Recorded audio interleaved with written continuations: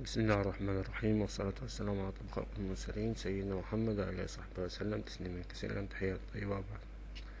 أخواتي الأعزاء، إن شاء الله النهاردة هشرح لكم طريقة عن برنامج اسمه كيو بلاي. في أغلبية من الناس ما تعرفش المزايا بتاعته، أو في ناس منزلة عندها في الجهاز كتسطيب يعني عادي، فمش عارف الخواص. من خلال البرنامج ده انت ممكن تحول أي صيغة انت حاببها يعني، لكن مش في الأغلبية. ممكن تقص منه فيديو، ممكن تاخد منه لقطة كده يعني. في خواص كتيرة. أنا هتعرف على بعض الخواص دي، ومن خلال الفيديو يعني هتستفادي منه إن شاء الله. وبعد كده بإذن الله يعني أكيد هتكتشفي واحدة منه من ضمن الفوائد بتاعته. هنتكل على الله نشرح الفيديو، هنشرح البرنامج قصدي عفوا. برنامجنا هو حجمه صغير جدا، اسمه كيو بلاي، حوالي 34 ميجا. يدعم اللغة العربية برضه. نضغط دبل كليك عليه كنظرة عامة بحيث نشوفوه. ده شكل البرنامج، الواجهة بتاعته.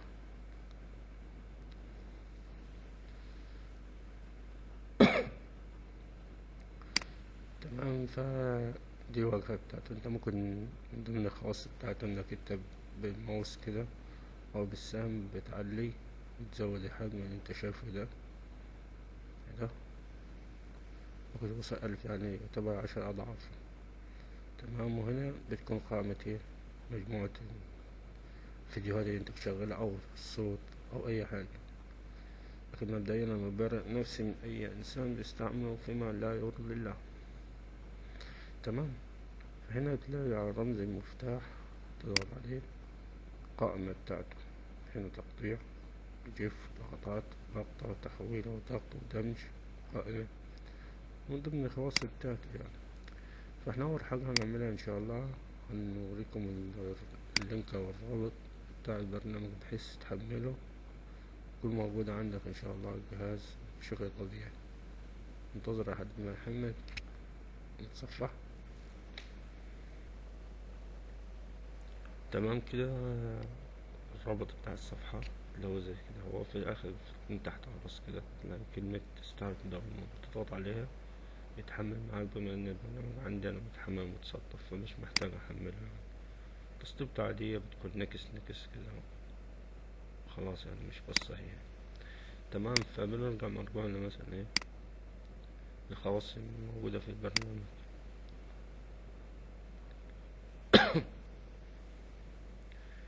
تمام. انا عندي الصيغة دي انا محولها ل 3 GB بحيث تشتغل على اي تليفون يعني، صوت الفيديو ده. فانا مثلا عاوز احولها لاي صيغة تانية، بدوس هنا على الرمز ده، تضغط على كلمة تحويل، تنتظر لحد ما تفتح معاك واجهة تانية البرنامج.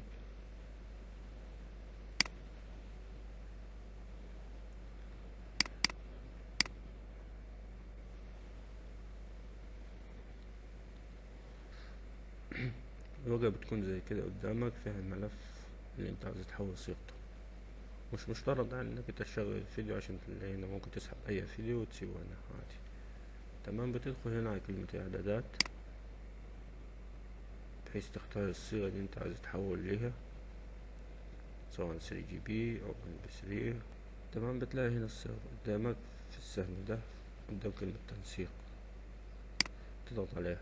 في 3 GB و AVI و MPG، هتعرف عليهم يعني. احنا عاوزين مثلا ايه، هنحول الفيديو ده MP3، تختار مثلا MP3.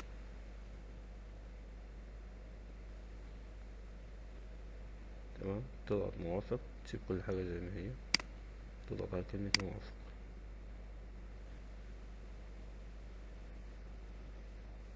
تمام. تختار هنا هو المكان اللي عاوز تحفظ فيه، سواء مثلا في الديسكتوب، في الهاتف، في أي مكان، في أي فضاء، أي ملف أنت عندك في الجهاز طبعا حاسبه تحفظها فيه عادي، مفيش أدنى مشاكل.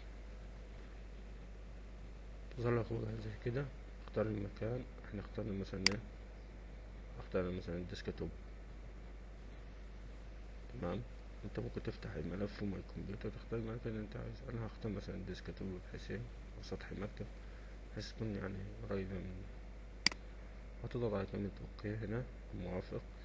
لو عاوز تحفظ فيه عندك ميموري مثلا، تحفظ هنا على الهاتف، هنا شكل هاتف بس ما فيش ميموري طبعا، تحفظ عليه وتدوس على كلمة بدء التشغيل. والأداة دي الأيقونة دي قصدي، دي بتفتح فيها ايه بعد ما تحول، تدوس على كلمة بدء التشغيل، يبدأ هو ايه بعد كده يجيلك هنا ان شاء الله عد تنازلي، تنتظر مثلا يخلص العد بتاعه. هنا حاليا 1%.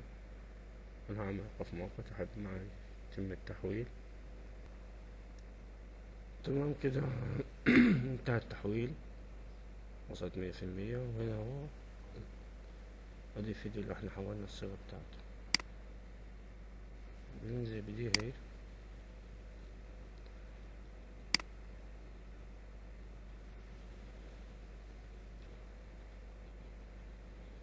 نيجي عند الفيديو اللي حولنا الصيغة، نضغط ضغطة يمين، نختار إضافة إلى كيو بلاي. تمام. بالطريقة دي برضه بنفس الطريقة انت بتضيف اي فيديو انا او صوت او اي حاجة عندك، هو اوتوماتيك بيتضاف عليه ويشتغل آلي.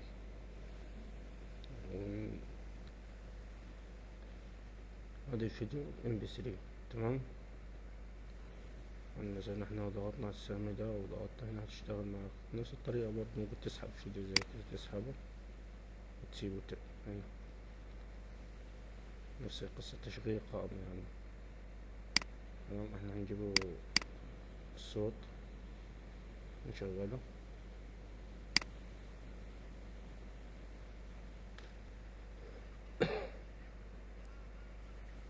يكون بالشكل ده.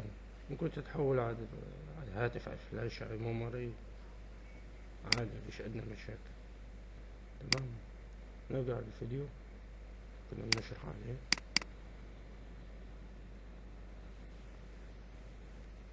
هنشوف برضو بعض الخواص التانية في البرنامج، من ضمنها يعني مثلا تاخد لقطة زي الصورة ولقطات. أنا تاخد جميع الصور في الجهاز، أو التقطيع مثلا.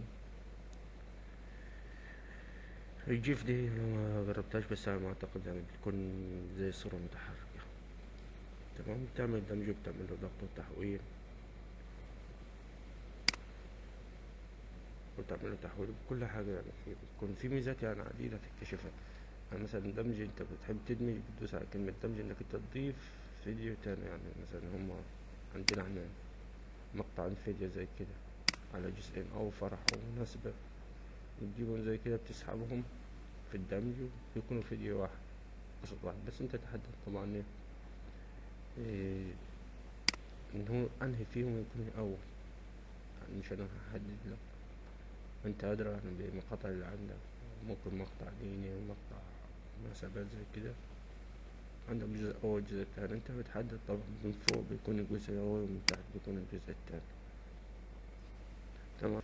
يعني مثلا الفيديو اللي احنا حولناه MP3 ده 3 GB. مثلا احنا هنجيب MP3 وهنسحبه من هنا في الواجهة دي قدامنا. نفس قصة التحويل برضه، بتختار المكان اللي تحفظ فيه، وتختار كلمة بدأ التشغيل، وتسيبه على التنازل لحد ما يخلص. بيفيدك إن تم تحويل الصيغة بتاعتك أو دمجها. تمام. نرجع تاني لحاجة. هنا برضه ممكن تاخد لقطات فيديو زي الصورة، تختار الامتداد بتاعها، نوع الحفظ بتاعها هنا. تمام. مثلا JPG، صور نفس العرض، مكان الحفظ نفس القصة. مثلا نجيب على الديسكتوب ونضغط اوكي، ندوس موافق. تم التصوير، الصورة اهي نزلت قدامنا، نفتحها كده. أخدت صورة. ممكن تاخد صور لقطات متعددة يعني، الفيديو ده كله يجمع في صورة واحدة. تمام. احنا مثلا نحفظه فين؟ في الديسك توب والجي بي جي. تختار الصيغة بتاعتك، سيف،